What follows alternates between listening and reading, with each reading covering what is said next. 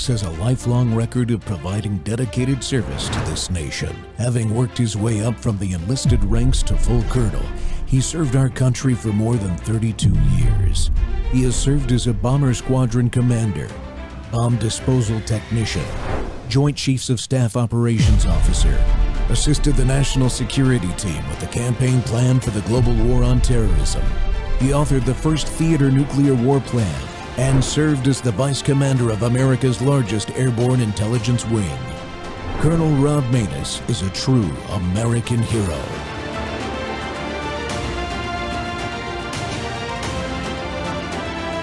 This is Rob Maness Live. The Russian government has engaged in espionage against Americans. They have hacked American websites, American accounts of private people, of institutions. Then they have given that information to WikiLeaks for the purpose of putting it on the internet. This has come from the highest levels of the Russian government, clearly from Putin himself, in an effort, as 17 of our intelligence agencies have confirmed, to influence our election. So I actually think the most important question of this evening, Chris, is finally, will Donald Trump admit and condemn that the Russians are doing this and make it clear that he will not have the help of Putin in this election, that he rejects Russian espionage against Americans, which he actually encouraged in the past. Those are the questions we need answered. We've never had anything like this happen in any of our elections before. That was a great pivot off the fact that you want open borders, okay?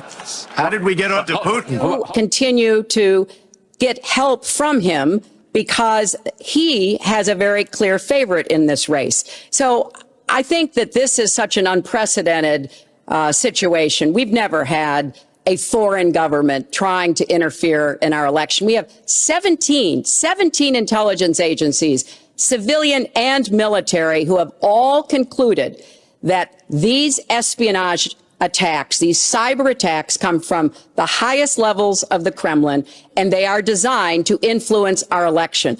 I find that deeply disturbing, and I think it's She has no idea whether it's Russia, China, or anybody else. I am not quoting myself. She has no idea. I am quoting Hillary, you have no idea. 17 do you doubt 17 our country has and no idea. Civilian agencies? Well, yeah, we'd rather believe Vladimir Putin than the military and civilian intelligence professionals. You condemn any interference by Russia in the American election. By Russia or anybody else. You condemn their interference. Of course I condemn. Of course I can. I don't know Putin.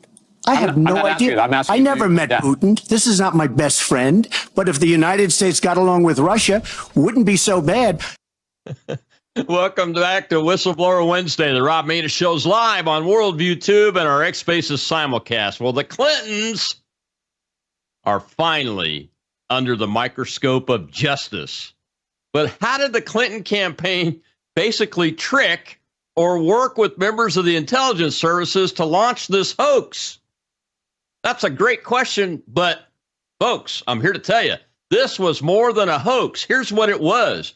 It was a wide conspiracy to use all the instruments of government power to destroy a duly elected president and obstruct his execution of the law of our land faithfully as the presidential oath demands. Hillary Clinton is widely known for criminal activity throughout her political life, but has never been held accountable under our laws. Will this be the time and place of justice for the American people regarding the Clintons? With a grand jury being convened about Russiagate? Well, my guest today to discuss all this is the man that carried the nuclear football for President Bill Clinton, and he is intimately familiar with Hillary's nefarious ways. Retired Air Force Lieutenant Colonel Buzz Patterson is a former Air Force pilot, a popular speaker, a RedState columnist, and a best-selling author. He dares to speak the truth in his books like Dereliction of Duty, Reckless Disregard, War Crimes, and Conduct Unbecoming.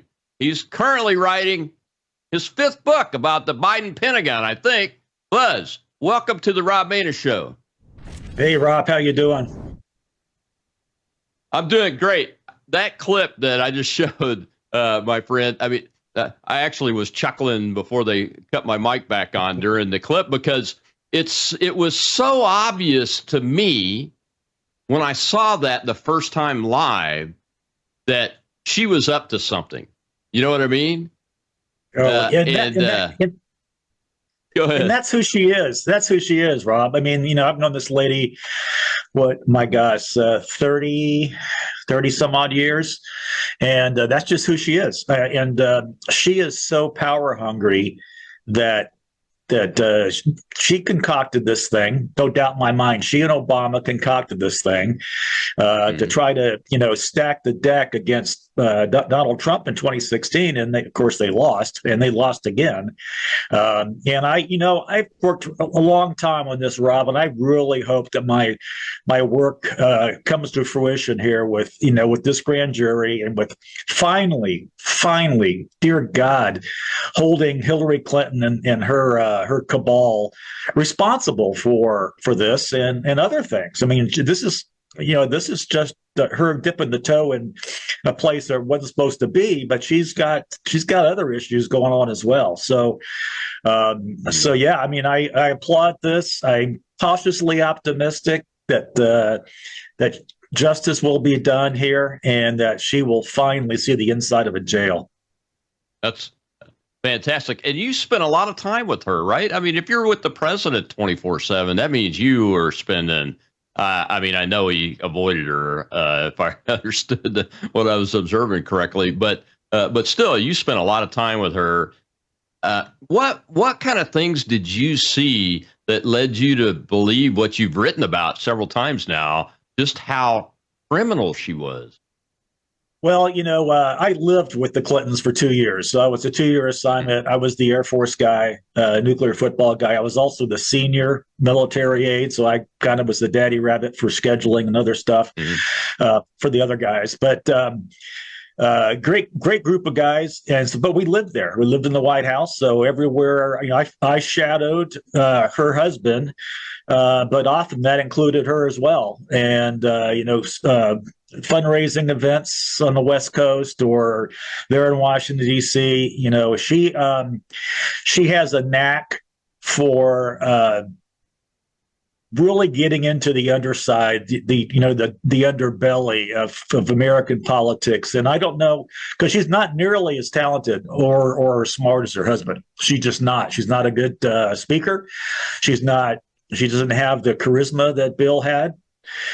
She doesn't know how to deal with people on a regular basis. One of the things I learned very early on in my time was when we were walking around the White House. The White House is a big office building, quite frankly, and with the residents on top. But when I first got there, it was explained to me in no uncertain terms that she didn't want to see any of the senior staff in the hallways. She didn't want to have to exchange pleasantries. She didn't want to have to acknowledge those of us that were working around her and her husband.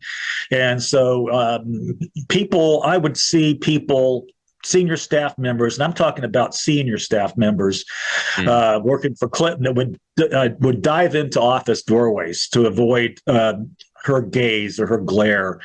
I did that for a while, and I decided this is stupid. I'm not going to do it anymore. But that's just one instance, and her anger is unbelievable, very profane, and I saw her unleash on all kinds of people, including her husband. I talk about a couple of those episodes in Dereliction of Duty also, where she would just, unhinged, go off at her husband or people around her, like her personal aide. My God, that lady got just abused by Hillary over the years. And she will do anything for power. She's done it. She's done everything for power, including this. And I guarantee you that she was working very closely. The DNC paid for the Russian dossier. I mean, that's they paid for it, and she would be in the loop on everything. So there's nothing that escapes Hillary Clinton. She would have been included in everything, every conversation between her and Obama and the DNC. She knew exactly what was going on, and of course she had the intelligence community, basically eating out of her hand. Which those guys need to go to jail too, Rob. Clapper and Brennan and those characters. They orchestrated this thing and it failed. And that's probably the best thing we can say. It failed. And now hopefully it's coming to light. Yeah. This clip is evidence. They should be using this as evidence because it's dated October of 2016 with the actual day. And if you look at the declassified docs that Tulsi Gabbard has made public now, and then the Durham annex that Grassley has declassified, it shows that President Obama stopped the presidential daily brief that was scheduled to come out on December 9th. Well, because he wanted some intelligence to show that the Russians were doing what Hillary Clinton said they were doing in this video. And she even used the phrase, 17 intelligence agencies agree. And that's the same type of discussion that you find in the fake intelligence community assessment that Obama directed be accomplished, that was published in late December, early January of 2017. So she's out there in public talking about these details that can only come from intelligence insiders. Yeah, well before even Obama stopped the PDB on December 9th. That's correct. And for those for your watchers and listeners, the PDB is a highly classified document that gets delivered to the president every morning, and I used to take it to President Clinton, as a matter of fact, and sometimes he'd have questions about it, and sometimes he wouldn't. But that's a pretty standard practice. But Obama's stopping it. And, so what they did essentially, Rob, is they, excuse me, they had an answer. They wanted Trump indicted or Trump condemned for some kind of relationship with Putin. So they had the answer. And then they told the intelligence guys to go back and make it happen. So that's, I started with the answer, which was not correct. And these intelligence guys, again, Hillary and Obama were pretty important Democratic Party officials. He was the president and she was running for president. And but I think that clip is exactly who she is. I was laughing too as before we came on because I know that lady, and that's exactly who she is. And she's a liar, and she's capable of doing anything and everything for her own political power. And that's what transpired with Russia. Yeah, absolutely. And up until that point, the intelligence community had been reporting very clearly that Russia had nothing to do with election meddling, and that they appeared to favor having Hillary Clinton be elected, and showed no favoritism toward Donald Trump because they thought they had something on Clinton where they could manipulate her. So that's what our intelligence people were reporting all the way up until President Obama stopped that presidential daily brief. I think it was December 9th from being published, and told the guys to go rework it and to show that Russia was really doing that. Because guess who was going to get a copy of that daily brief for the first time? President-elect Donald Trump. Yeah, they didn't tell him. They didn't tell him everything that was going on.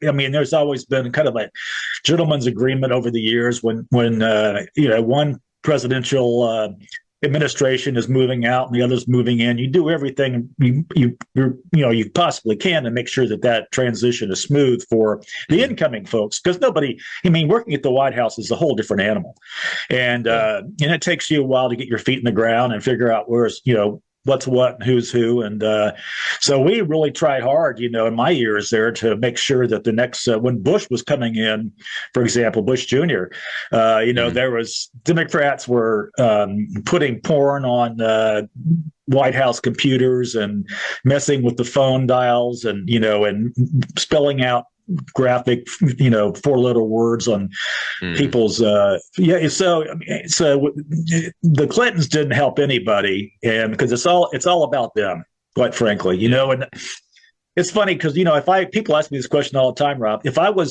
walked into a restaurant or a bar and Bill was there, he'd come over and shake my hand and probably give me a hug. Hillary would rip my heart out. And in front of everybody, God and everybody. So, I mean, that's the difference between the two. I kind of enjoyed being around Bill, but it was her that was just the Antichrist, I suspect it was her going around the White House pulling all the W's off the computer keyboards before you guys. Yeah, that's exactly what happened. Oh, then she stole the furniture too. We got to take a commercial break. Too. Yeah, exactly. She did. We got to take a break, go to a commercial, but we'll be right back with Buzz Patterson. He's blown the whistle. He's got several books now, and I want to talk to him about the war crime book because Hillary's in it when we come back. But we'll see the seditious conspiracy totally uncovered in a little clip with Jonathan Turley when we come back with Buzz Patterson, my guest today on Whistleblower Wednesday.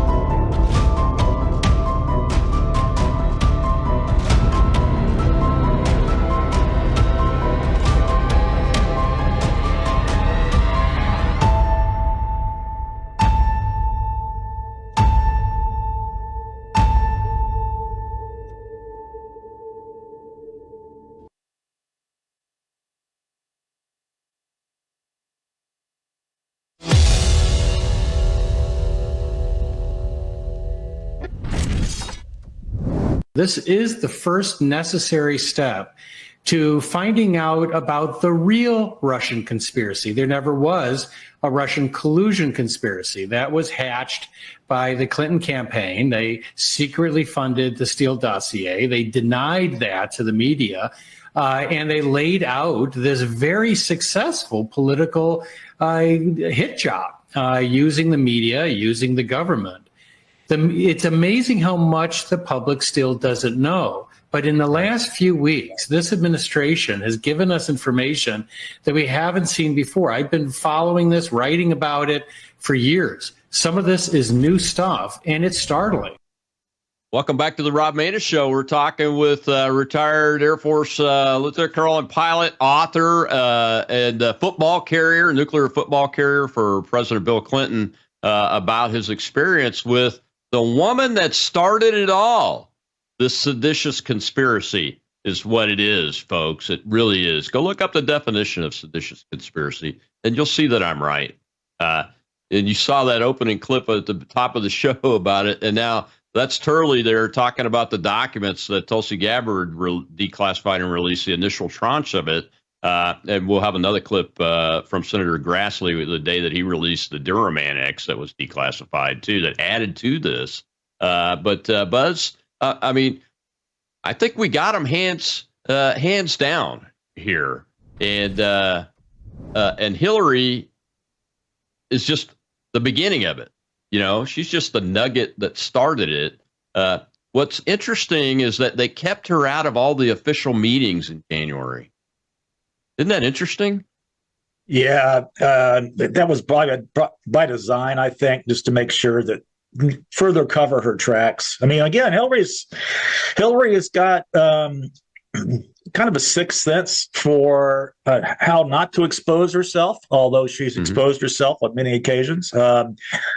she, I mean, one thing the Democrats do, Rob, which is impressive, that I noticed when I was working in the Clinton White House, is that they do a great job of circling the wagons and protecting their principles. In this case, Bill and Hill, they do a really good job of that. And sooner or later, that kind of thing cracks. And I think you're going to see. When they start really, drilling down on this, I'm hoping and praying that some people just decide to flip and spill the beans, because that's what it's going to take to get her, and that's probably what it's going to take. I mean, people say, well, Obama has presidential immunity. Well, he doesn't have any presidential immunity for things that happened after he left the office. So if there was emails or phone calls that were made after his second term, then he's subject to those and liable for those as well. So I would love to see him go down too. But of all the people I want to see arrested, she's got to be number one, followed closely by Comey and Brennan and Clapper, and Wray. I think Christopher Wray had some part of this. I mean, the fact that we didn't see the Durham Annex until, Grassley released it. And there was some really interesting stuff in the Durham Annex. I mean, that was, I think, more impactful really than what Tulsi Gabbard released. So there's some nuggets in that annex that people are glossing over, maybe not really paying attention to, but there's smoking guns in that annex, and I think that's where they're going to go. And I think the grand jury is going to go after that pretty hard. Yeah, I would hope so. I mean, if it's a real grand jury and a real effort, we should see more than one indictment out of this. And I agree with you, Buzz. The former President Obama and former President Biden too. He was vice president in that January 5th meeting, where the genesis of collectively getting the intelligence community, including the FBI and the Department of Justice, acting attorney general at the time, into a room together and giving orders, essentially, is what President Obama did, beyond even, hey, make this PDB right so it shows Russia's favor in Trump in December. But beyond that, directing the intelligence community assessment to ensure that it included things like the Steele dossier, which I think it was Clapper was on record saying that it was crap, or Brennan. Maybe it was Brennan. I'm losing track of these guys. They've lied so much and got caught at it. But one of those two had previously said, hey, the Steele dossier is crap. And I think it's because, that Steele dossier thing was a McCain-Graham thing initially, if I remember correctly. And they had a little consulting agency. Was it Fusion GPS? Is that the name of it? That worked with them? Yeah, it was. That's probably why they said it was crap then. And then Hillary bought it, right? Hillary bought it and started funding it. She kind of figured out what McCain and Graham were doing and said, hey, I want in on this action. She was trying to guarantee that she was going to be the next president. And she was willing to do anything to do it. And it just tickles my heart that she never will, and she never was, and she never will be a president of the United States. And because she doesn't deserve it. She's not up to it. She's just a very evil, vindictive old lady who cannot stand to no longer be in the spotlight. I mean, she's still out there on X trying to raise money for the Clinton Global Initiative, and they don't have it anymore. Nobody cares what the Clintons think anymore. It's yesterday's news, and I think hopefully my books have helped spread that information around a little bit. Because that's just who they are, and I'm happy to. I remember when I retired from the Air Force, Rob. You'll appreciate this. I retired from the Air Force because we had a daughter that was born prematurely and needed hospitalization and stuff. And I said, I'm just going to go fly for Delta Airlines. So I got hired by Delta. But a lot of the military guys I'd worked with in the White House started calling me saying, we're still active. We can't tell this story. We think you should tell it. So I'd never written a book before. I'd written a lot of tactical war plans and, but nothing creative. So I took a swing at it, and I think it was important. The guys that I served with, now most of them retired, are very, very thankful. The other military aides, with one exception, are very thankful that I came out and talked about it. I mean, we had one. I won't mention his name, but very good friend of mine. He was the Coast Guard aide, who, when his last day in the White House after his 2 years, he refused to shake Clinton's hand in the Oval Office. Now that's ballsy. You know what I mean? Yeah. And so he was really pushing me to do this, and he's retired now. We stay in touch.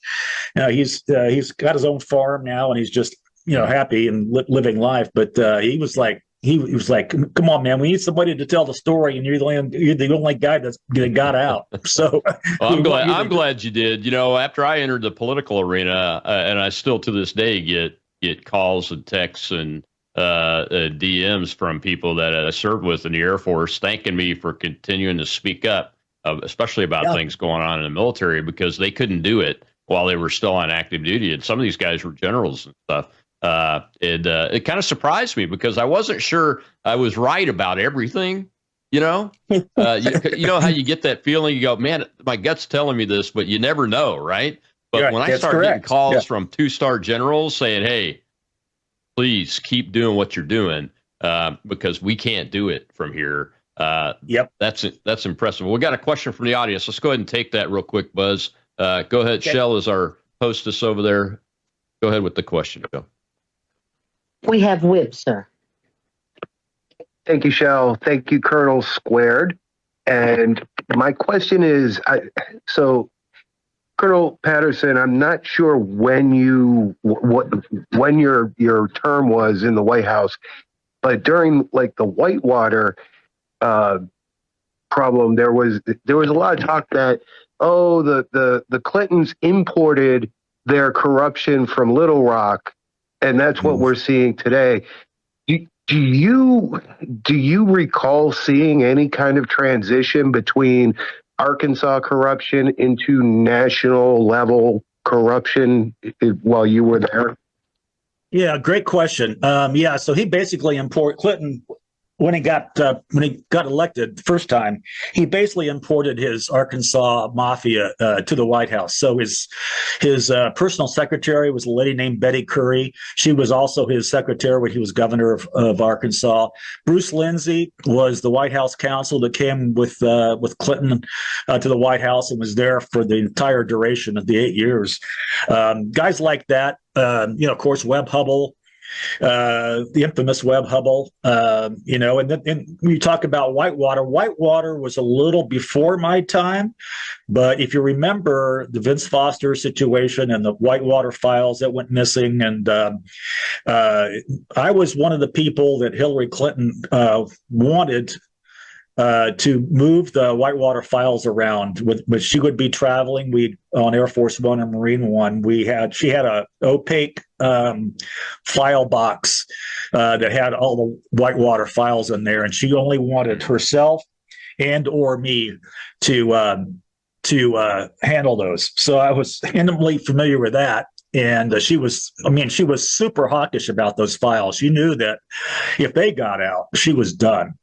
And she probably still has them in her closet in Chappaqua. I'm sure she still has them because she knew that she would go to jail for that. And if that stuff had gotten out, so I hope she goes to jail this time. I mean, I think we got her dead to rights, Rob, but we'll find out. Yeah, it was probably stored right next to in the same closet with that server that had special access program, top secret, sensitive compartmented information on it.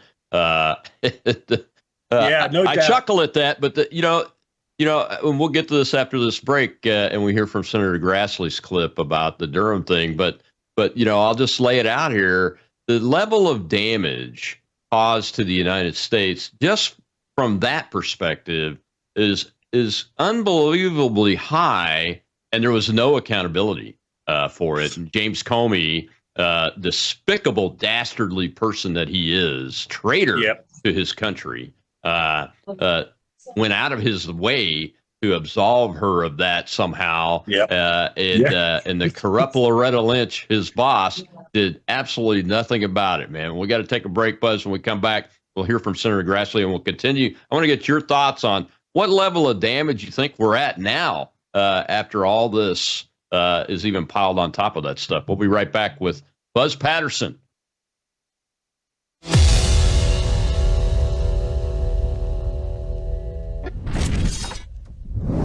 News is moving faster than ever, and so are we. Worldview Tube brings you 24/7 live stream coverage and now real-time alerts when it matters most. Once you have the Worldview Tube app installed, exit the app and navigate your way to Settings. In Settings, locate the tab labeled Notifications. Select the Notifications tab. Scroll down until you locate the Worldview Tube app icon. Select the tab, and here you can turn on and customize your notification experience for the Worldview Tube app. News doesn't wait, and neither should you. Turn on push notifications to stay informed. Every headline as it happens.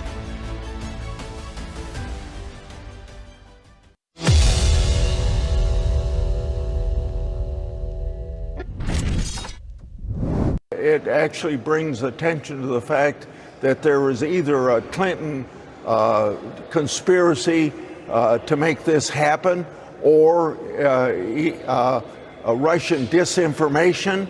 But either way, it was an attempt to stop Trump, and it also proves that the FBI had a hand in it. And now, after these 8 years, 3 years of my trying to get the document, we know that there was the Steele dossier paid for by the Democrats and the Clinton campaign, that it was all effort of total distraction, and to make it look like Russia was playing a very major role in helping Trump to be elected. And now we know none of that was true. And now with this Durham report annex out, it finally proves that the FBI was covering up. It finally proves the FBI was covering up for the Clinton campaign and the seditious conspiracy initiated by Barack Obama that led to years of damage to this country, to the point that even to this day, my friends, the terms seriously grave damage, the highest level of damage release of classified information, technically speaking, in the books, is not strong enough to indicate the level of damage that's happened to this country. I live in a country where I served in the military for 32 and a half years. My dad served for 23 years. My brother served for over 20 years, all the way back to the American Revolution, where at least we had the confidence that the military institution, the Department of War, Department of Defense, would be unshakable in its ethics, its integrity, and its honor. And even parts of this have been touched by this seditious conspiracy and sedition that has been attempted on the United States of America. And I don't think it's one man against one man. I think it's against our country and the Constitution that binds us together, the Declaration of Independence values that initiated the whole war for independence and revolution, and everything that has ensued.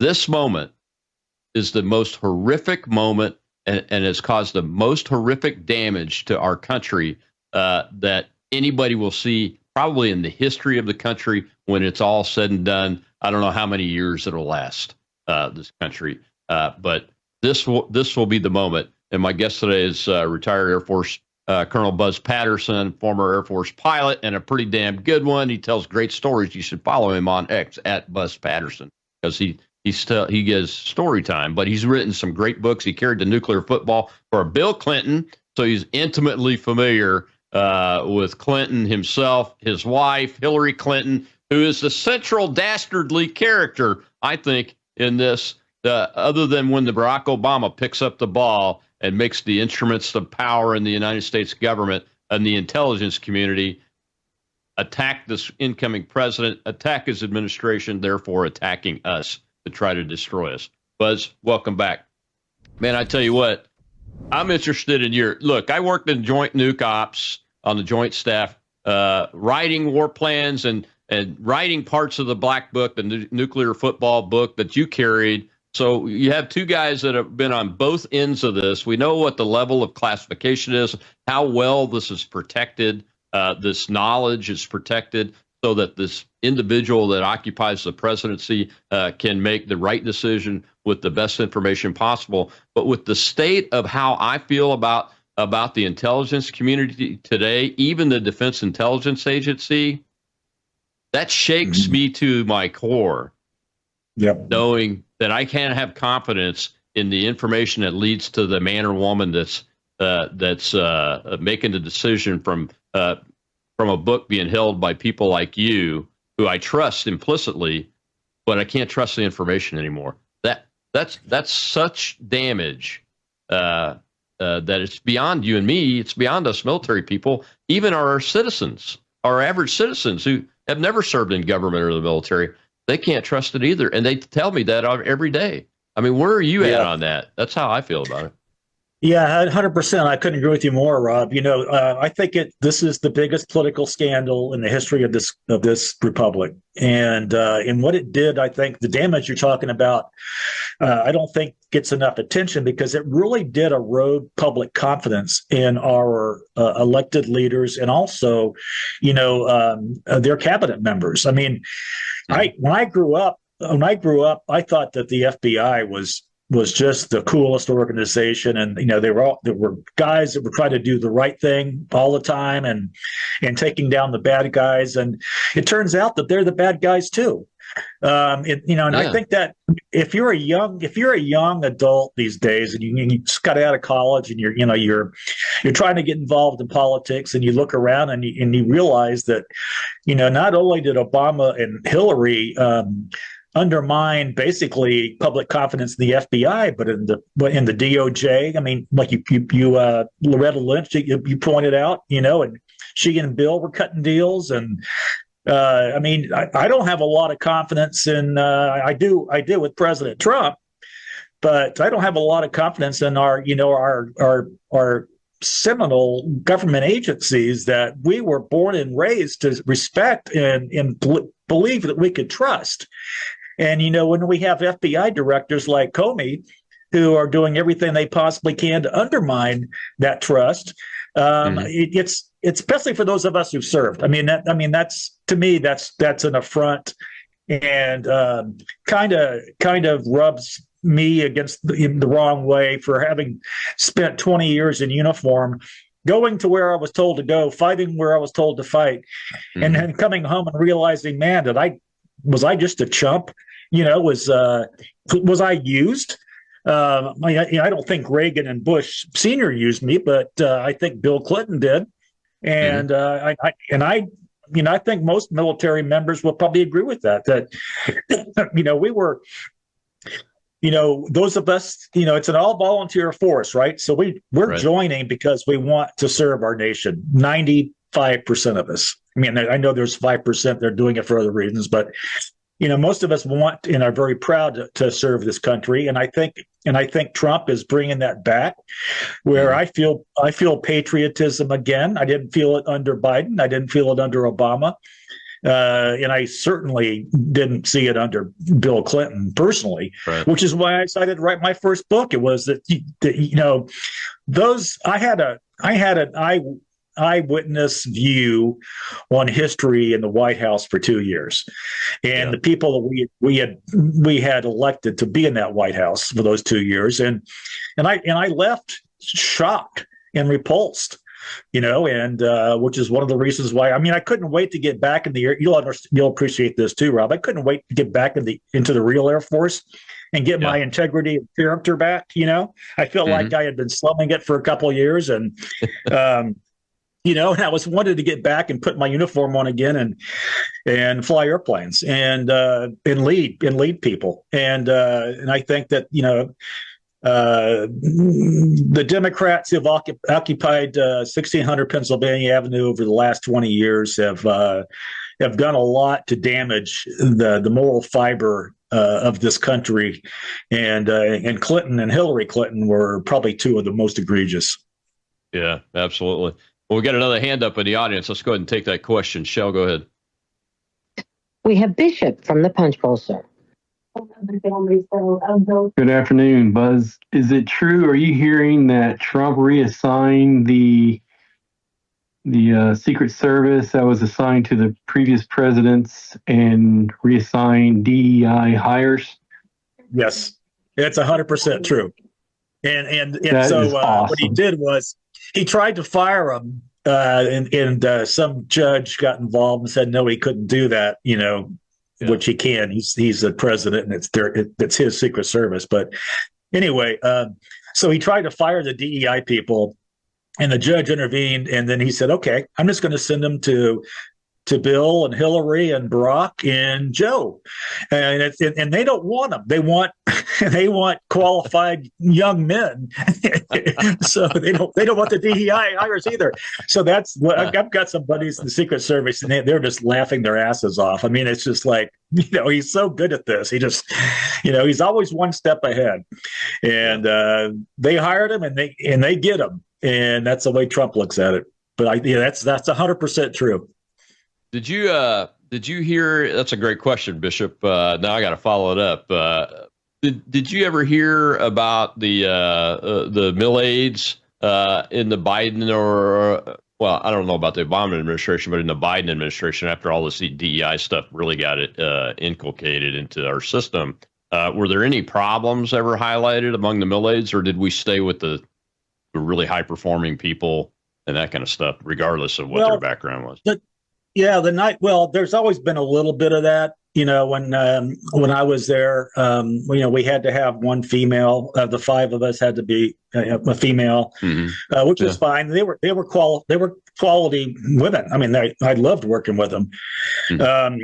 So there wasn't a problem there. But I think that I do know some guys that really complained a lot about having to do what they were doing for Biden because they just didn't know what they were going to get. I mean, the way that the nuclear process works, Rob, you probably know this better than anybody, but so it takes the military aid with the football working with the president who has the nuclear codes and the president then has questions about targeting and all that kind of stuff, which is what I was there for. And, but there has to be that synergy, there has to be, and Clinton was actually, I'm going to give him toss him a bone here. He actually, every 3 months, I would brief him on the process, and he would ask pretty intelligent questions. And so I always felt like, if the balloon ever went up and we had to do something nuclear wise, I had sworn to myself that I was going to make sure that the president was of sound mind and body,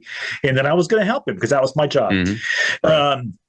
But I know that the guys that were working for Biden didn't feel the same way. They always were skeptical of how that might happen. I mean, I'm not even sure, Rob, if Biden had the codes. I believe it was probably Ron Klain or someone like that who actually had the codes, because Biden was just incapacitated all the time. He slept.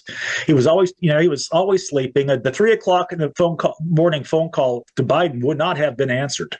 It would have just kept ringing, So it's a pretty, the process is based on a lot of faith. And the U.S. does it differently than some other countries. We don't automate it. It's human beings that are in charge, and I think that's the way it needs to be. I know that Russia and North Korea, they have their own footballs, but and they're digitized. They're laptops basically, and the U.S. said we weren't going to do that because we didn't want to be hacked. So yeah, I mean, I have heard of some guys and girls who were not very confident in Biden's ability. I know a couple of guys that worked for Obama, and they were okay with him. He was younger and more lucid, and and he can make decisions on the fly, and which is kind of what I thought Clinton was. But Biden was not that guy. I guarantee you, though, the girls and guys that who are carrying the football today for President Trump are literally in heaven. Literally in heaven, because their job is so much easier. Yeah. Oh, yeah, absolutely. I mean, it's interesting. When we come back, I want to ask you a follow-up question to that. But we've got one more clip here after this break, and it's about the grand jury for this seditious conspiracy. That's what I'm calling it. That's the thing that fits best in the law, although it is treasonous activity. These guys and gals are traitors to us, to our Constitution and our country. We'll be right back with Buzz Patterson.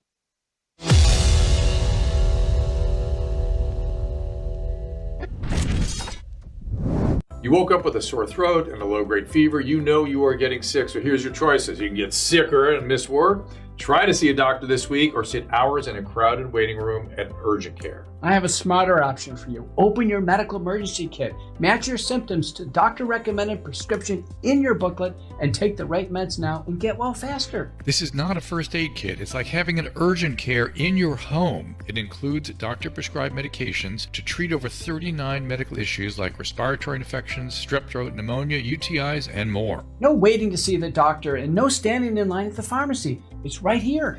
Every home should have at least one medical emergency kit, and here's how to order. Go to worldviewhealthcare.com. Your kit to treat dozens of common and serious illnesses is rushed to your door. worldviewhealthcare.com. That's worldviewhealthcare.com. The emergency kit available at worldviewhealthcare.com. Make sure you don't have to go to urgent care. I got pneumonia. I didn't have to go. I took this last year. Stayed at home, went to bed.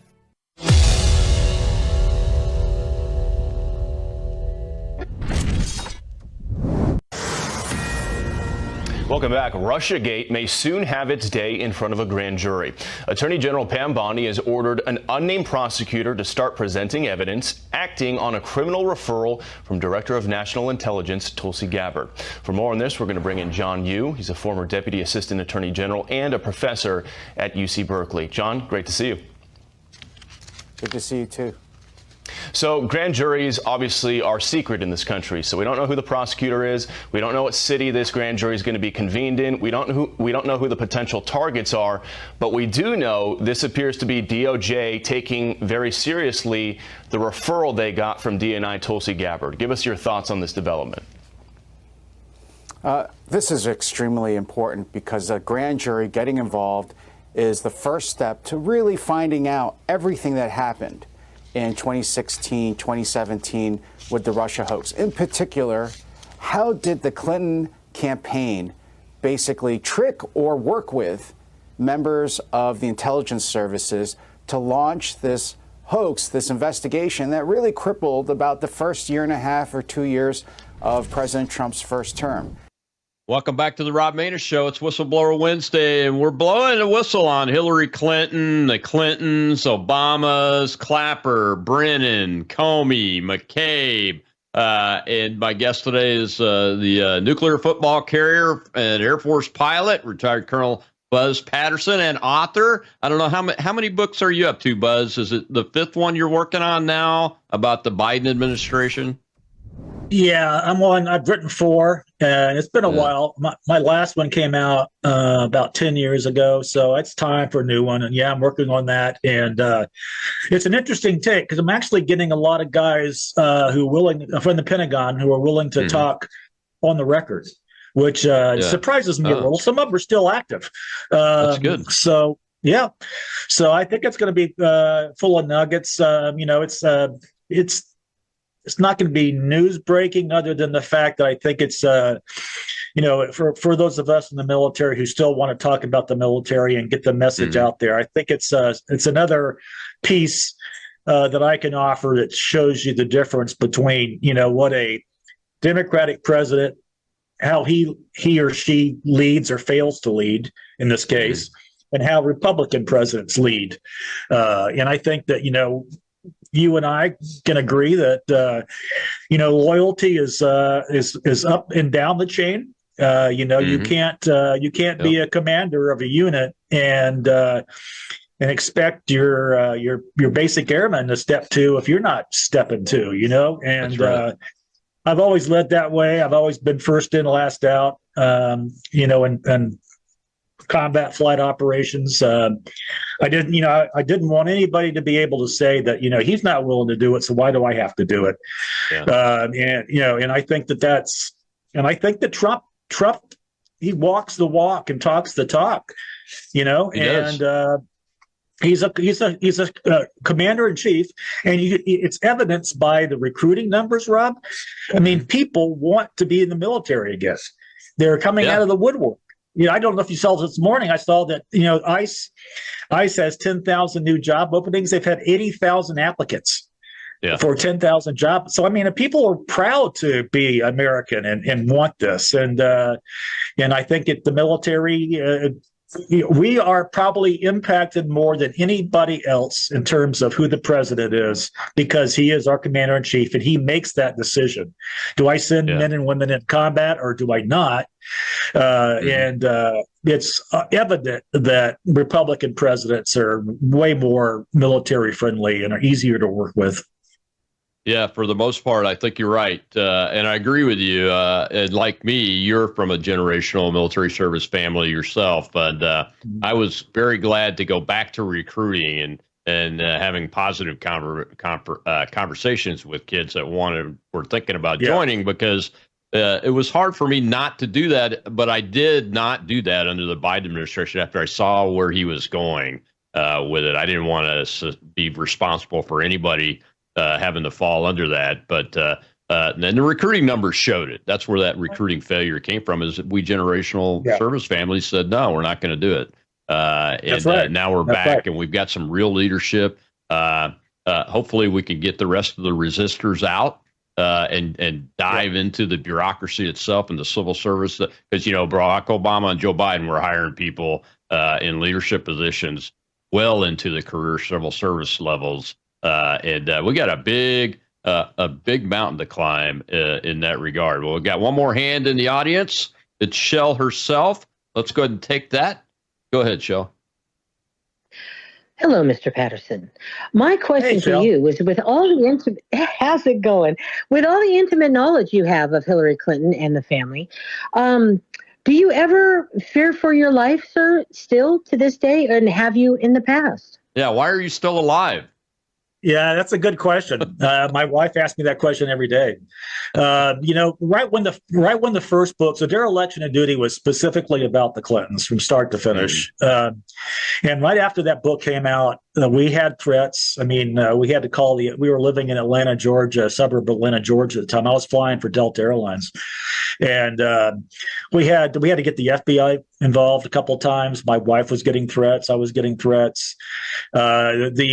The cool thing is that when the book came out and it did so well, we had quite a few former Marines living on our cul-de-sac, and they were like, they loved the book, and they're like, hey, we got your back, man. Don't worry about it. If anybody comes over, let us know. And so and Hillary was the senator from New York at the time, and she went after my pension, my Air Force retirement, and of course, the Pentagon said you can't do that. Thank God. But no, she tried to go after me that way. Sandy Berger went after me in the press. Bill said a few things. It was mostly Hillary. I remember one point in time, she was calling me out. I think it was like a New York Post article or something like that. She was calling me out saying that this book was unbelievable and not true. And I said, okay, ma'am, you can name me one thing in this book that's factually incorrect, and then I will call the publisher and take it down. But you can't. And I said, I'd be happy to debate you. I'd be happy to debate you whenever, wherever you let me know, and I'll come debate you.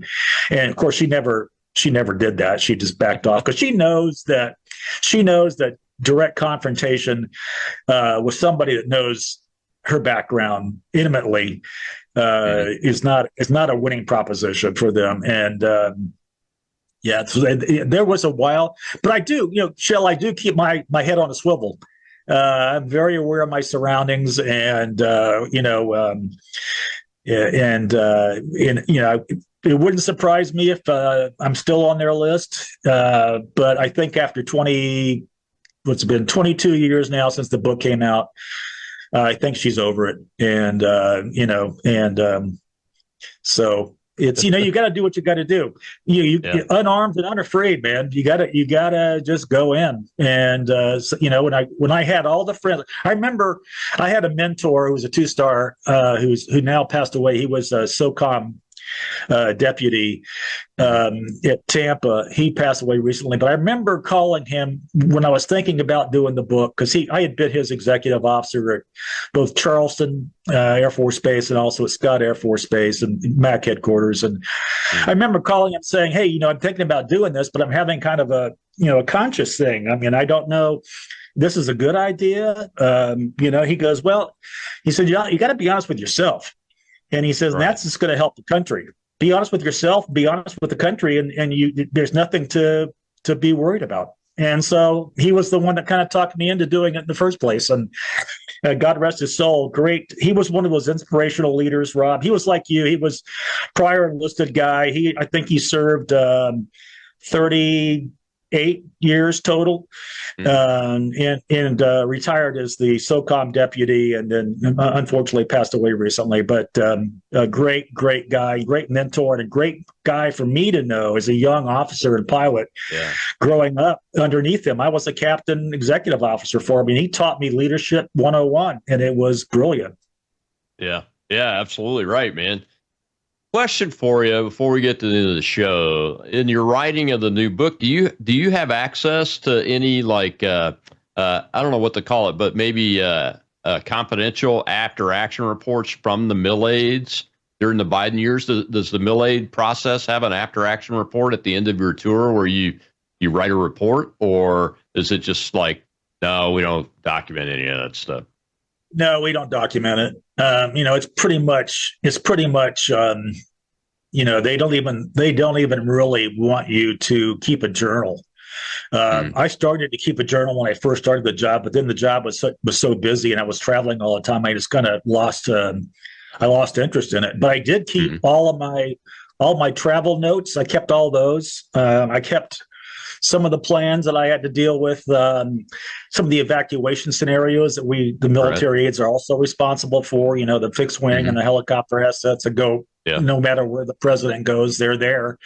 And that really, to be honest with you, Rob, the football thing was probably the most visible responsibility, but the real work was being the on-scene operational commander for all the military assets that support the White House. WACA, all the drivers are Army guys, all the chefs are Navy guys. The White House Communications Agency is predominantly Army, but it's also a mixed joint command kind of deal. So and of course we had the social aides and the Marines and the guys that guarded the West Wing and all that kind of stuff. So you're kind of the on-scene commander for all these evacuation scenarios, and you're just trying to keep up with him. The travel, and I was always in the hotel room next to him or just down the hall, and so I would actually sleep with the football. Believe it or not, I would actually have the football right next to the bed. And go to sleep and try to get some sleep. When you got just a few minutes, you can't be diddling around with trying to open a safe. You know how hard those government safes are. Well, my first book, I'm a slacker, Buzz. I'm not like you. I am actually doing a book. The first book should come out in early October. I think the second Thursday in October we picked. And you're going to hear from me about that, because I'm going to ask you to do something for me regarding that. And it's going to have stories like you tell your story time in the book, but it's about really why Republicans really need to organize like the left does politically and activist wise, so that we can soundly defeat them every single time instead of just with a guy as great as Donald Trump, because we got to think beyond MAGA. Yeah, we got to. I mean, I think we got a pretty deep bench, but we have to be willing to use it. You know what I mean? And absolutely. I think we've still got some rhinos in there. We've still got some resistors in there that hopefully Trump's going to weed out, eventually. And J.D. Vance is looking good in 2028, and so is Marco. And I mean, again, one more quick point, and I know you're running out of time here, but I think Trump has assembled the greatest cabinet in my lifetime. And all these people have amazed me. Even some of the ones I was like, Tulsi Gabbard, I was like, okay, I guess I get it. But now she's remarkable. Marco Rubio, Secretary of State, remarkable. I just think he's done a tremendous job. And what he has done is he dodged the problems he had last time. He was not a great personnel administrator, And I think he's figured it out. I think he's been crossed up so many times now that I've been very impressed. I've been very impressed with him, and I was not a Marco Rubio fan very much, but I've always been watching him, especially on foreign policy, and he's in the right job at the right time. And I think you're right. Vance in 28's looking really good. Well, thanks a lot, my friend. I owe you a beer for helping me out, and most importantly for helping get this story to the American people. We appreciate you. Yes, sir. Anytime, Rob. I'm looking forward to your book, man. Let me know how I can help. All right. Thank you, sir. Well, tomorrow is Truth Thursday. CIA operative Sam Faddis, retired of And Magazine, is with me tomorrow. It's taken me months to get this guy scheduled. I hope everything's going well and we get to keep him, because Sam is a wonderful individual. Go follow him on Substack at And Magazine, and we'll see you then. I'm excited about it.